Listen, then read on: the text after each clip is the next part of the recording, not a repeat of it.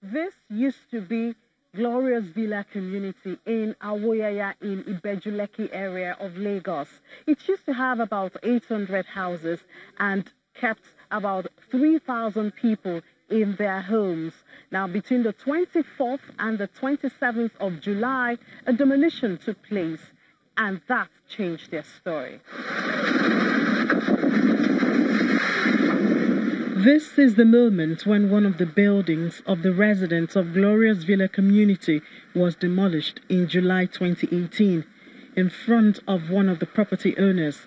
One of them had to document it and share with Channels Television.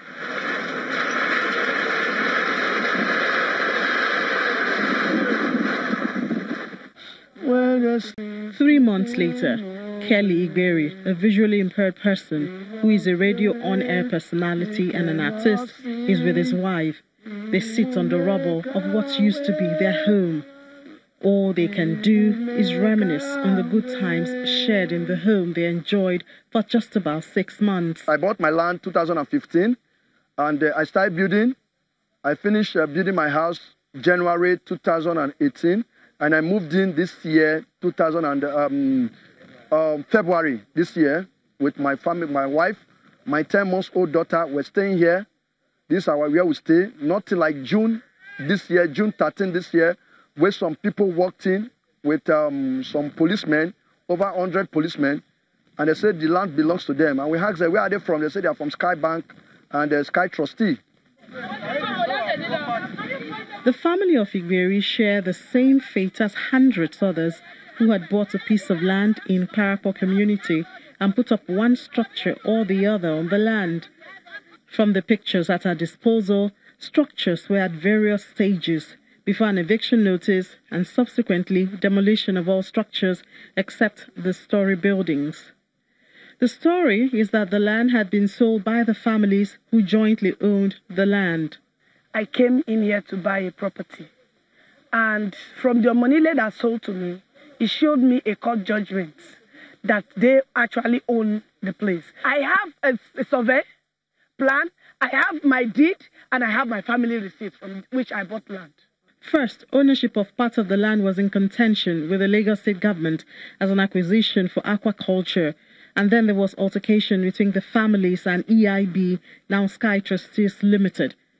The story of the aggrieved residents is corroborated by a representative of one of the families, Olawale Ashogun. He acknowledges Mr. John Oloyede as his family lawyer. We were in court when Mr. Oloyede informed us that he collected 30 million naira from EIB and shared it to the party on record. They were on seats in the court and none argued with Mr. Oloyede. On record, we say Alhaji Musa and Nanko.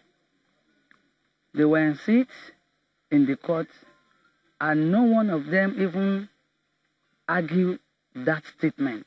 When we left the court, we asked Mr. Oloyede of proof of what he said, and he showed receipts of other families. But my family, Ashogun, was not part of those who shared of the money. Mr. John Oloyede is the legal person for the 55 families who own Abule Parapo community, initially made up of over 200 hectares of land, and has handled the case with Lagos State government. I went to court against the Lagos State government in 2004. After we got into court, we discovered that substantial part of this land, specifically 200.184 hectares, had been allocated to Sky EIB trustees, then now Sky trustees, by the Lagos State government, then headed by Governor Bola Ahmed Tinubu. That was the certificate of occupancy dated 2002 December. Mr. Oloyede says that eventually EIB was joined in the case, but after some meetings, the family decided to settle out of court. They said they had been offered some money by EIB trustees and that they were willing to accept the money. And then they were willing to sign off. All the representatives of these people went to Alausa to collect money and signed. So I had to proceed to trial in respect of the surrounding land. So the judgment I got has nothing to do with 200.184 hectares.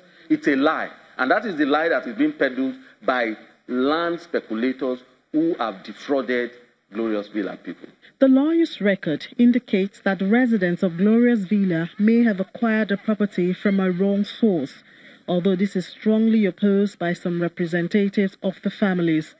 This is just one of the many incidents that affirms the need to carry out proper investigation before investing in properties. Ini John Mekwa reporting for Channels Television News.